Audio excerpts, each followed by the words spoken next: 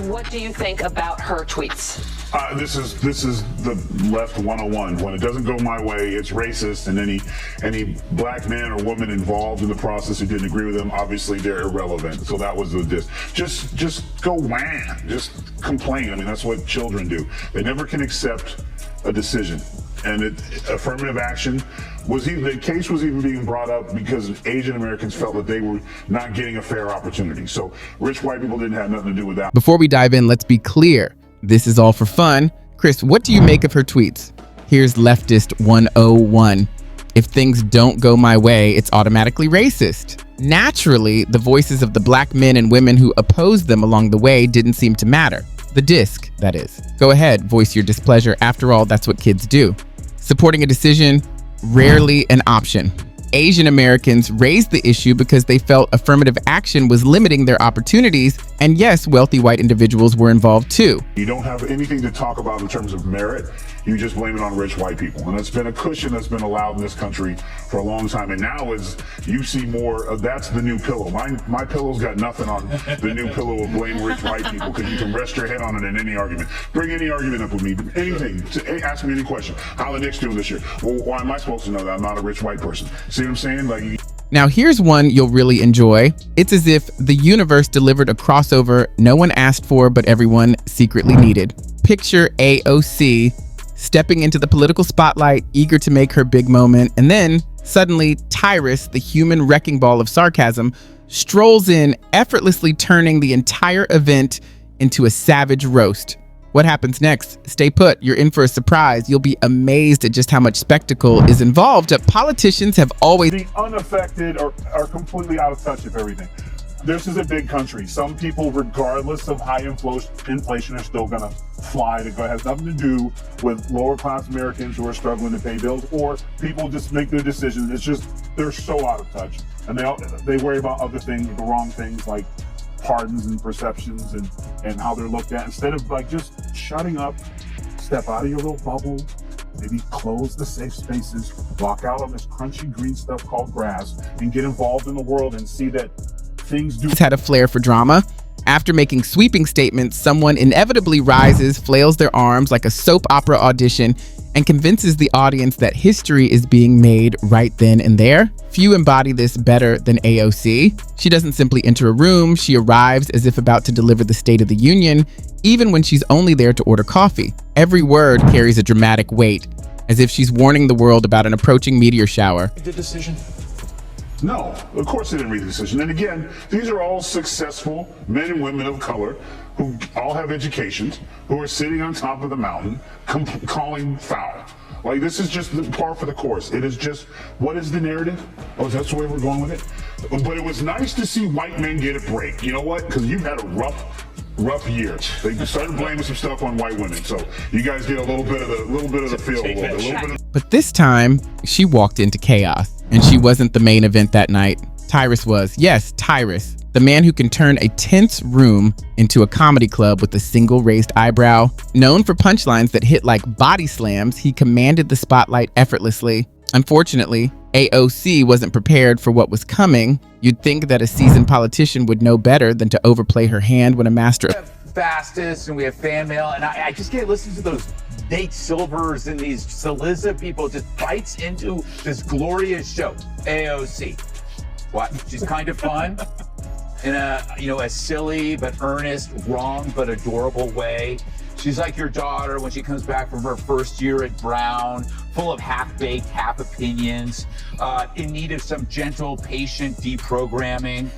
But people have to realize new faces doesn't mean new ideas. Sarcasm is in the room, but apparently not. Confident that everyone would leave inspired, enlightened, and maybe even thrilled to see her on the $10 bill, she jumped right in. With her trademark expression, calculations, and dramatic pauses, she declared, "I've cracked the code of humanity and only I can save you." Her speech unfolded like a Marvel origin story, broad cinematic strokes, illustrated natural disasters, corporate greed. Congresswoman Alexandria Ocasio-Cortez, she responded to this ruling on Twitter as well. She says if the Supreme Court was serious about their ridiculous color blindness claims, they would have abolished legacy admissions, aka affirmative action for the privileged. 70% of Harvard's legacy applicants are white. SCOTUS didn't touch that, which would have impacted them and their patrons. Does she have a point there?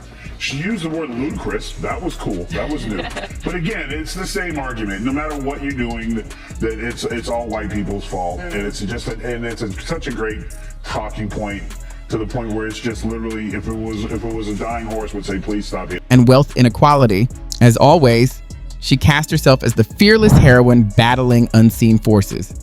If you look closely, you could almost hear the Avengers theme playing as she raised her hand at just the right moment. Naturally, the audience applauded, not because they were captivated, but because that's what you do when a politician speaks loudly. Many seemed more impressed with themselves for simply being present than amused, yet AOC seemed to interpret it as a standing ovation. And that's the trap of over-the-top performances. They set the perfect stage for laughter.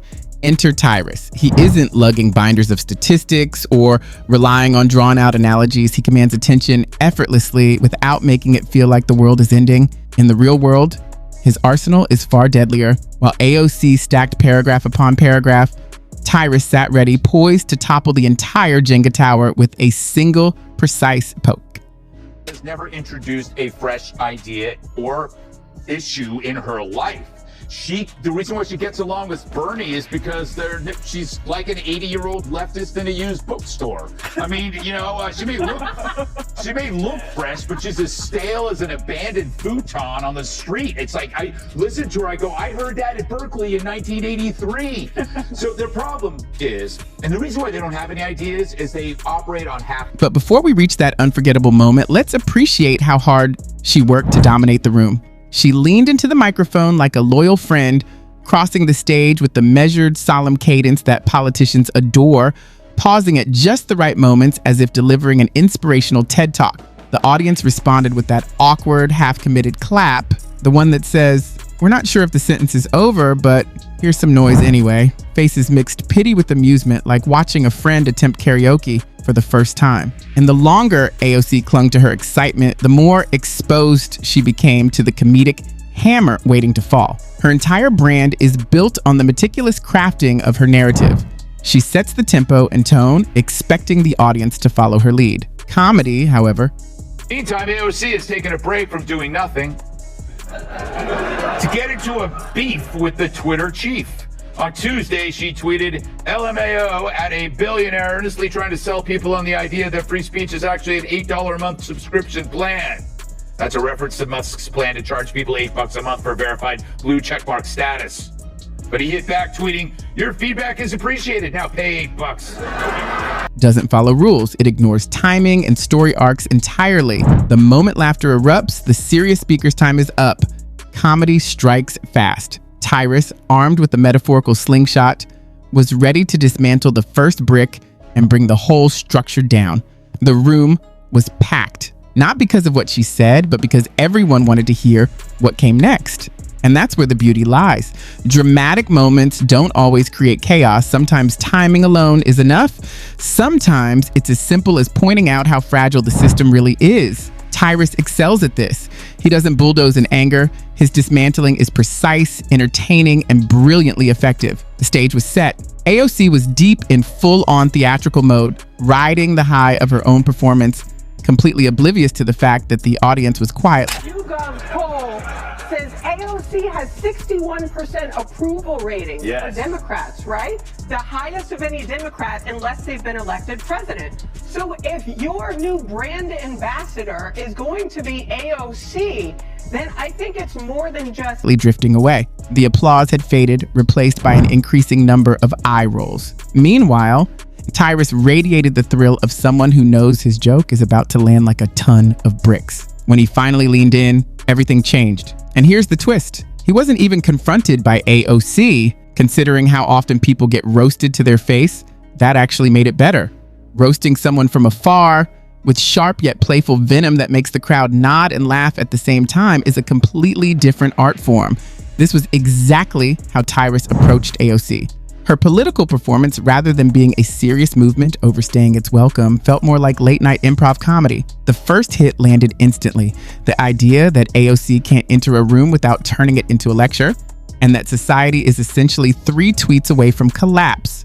Tyrus joked that before brushing her teeth, AOC probably rehearsed. I love how she explains it. They're not meant for you, right? But then you have to ask, okay, then what is this debt forgiveness? Who is it meant for? And when you look at the data, it's upper, white, middle-class, liberal women. This ain't welfare, right? These are well-to-do people. It's a bribe for Democrats on the backs of plumbers, truckers, and everyone else who actually does a real job, unlike me.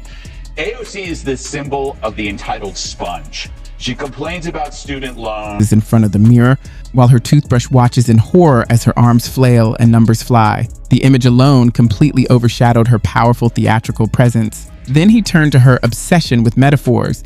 Did you know she often likens everyday problems to disasters? Tyrus didn't hold back. She probably frames a spilled glass of water as evidence of rising sea levels. If her Uber is late, blame corporate greed. And if her phone drops below 20%, that's capitalism failing us in real time. Suddenly, her carefully chosen metaphors no longer seemed brilliant. They resembled the scribbles of an overstimulated theater student. He continued, pointing out that even when discussing something as mundane as her lunch order, she acts as if she holds the solution to every problem humanity faces. Yes, I'll take the avocado toast because nothing better captures our generation's struggle than overpriced guacamole, he quipped. Tyrus doesn't need to exaggerate much. He simply highlights what's already there. Her mannerisms, routines, and relentless drive to turn everyday life into a cause. What starts as serious suddenly becomes playful. And honestly, I love the way he frames it. What once seemed like leadership has now been replaced by full-blown melodrama. And once you see it that way, there's no unseeing it. Tyrus also kept up his playful mockery of her social media posts. And worse, she owns a French bulldog. Thanks to Cat Temp, I know everything about French bulldogs. And one thing I know, they are so expensive. They're more expensive than any college tuition. That you got to take care of them. They're an adorable dog. But she owns a Tesla and she owns a French bulldog. And she wants you or your dad, the electrician, to forgive her student loan. That's BS. Turn in the Tesla. Sell the dog. Let's be honest, AOC treats Twitter like it's her personal stage. He joked, she'd probably call a Wi-Fi outage in Washington, D.C. the single greatest attack on democracy in recent history. After her Instagram live ended, he imagined her furiously typing in all caps about some national conspiracy. Once again, the absurdity of the image completely overshadowed the message itself. Like a comedian riffing on a quirky neighbor, the neighbor here just happens to be a well-known congresswoman. He wrapped up by highlighting the gap between AOC's constant alarmism and her real-life lifestyle. After all, nothing says the world is on fire quite like dressing up in designer clothes for a photo shoot. Tyrus pointed out that despite seeing capitalism as the villain, AOC clearly knows how to thrive within it. The critique stung even more because it felt undeniably true. The irony, directed squarely at the audience. Perhaps. I mean, first of all, $80 per theater. I mean, I made $80 in a theater and there wasn't even a movie playing. Wow. What do you mean? I don't know. You know, it's no surprise. Who would go see a movie that's the opposite of entertaining? There's nothing entertaining about that.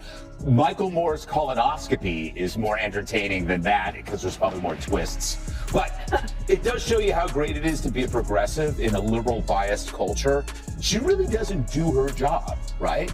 She makes movies, she goes to galas, she sits for glossy butt-kissing interviews in GQ and other women. Perhaps his sharpest jab was comparing listening to her to being stuck in a lecture hall with a speaker who's lost the syllabus but keeps talking. You don't know where it began and you don't know where it's headed, but somehow you feel compelled to take notes. That, he said, perfectly summed up her entire demeanor. Long, loud, and exhausting. Once the audience started laughing, no one could remain serious. The best part? She didn't clap back. That allowed Tyrus to stretch, twist, and dig the knife even further. Each joke lingered in the air, sinking deeper with no real reaction. He didn't need counter arguments or debate tactics. The humor spoke for itself. And by the time he was finished, the notion of AOC as some untouchable figure had turned into a running joke. Every exaggerated gesture, over-the-top metaphor, and apocalyptic warning about the end of the world drew laughter from a large part of the audience. Yet even when surrounded or shouted at, she didn't seem to feel diminished. The humor came from the clever reframing of her image, turning her grandiose theatrics into a source of shared amusement.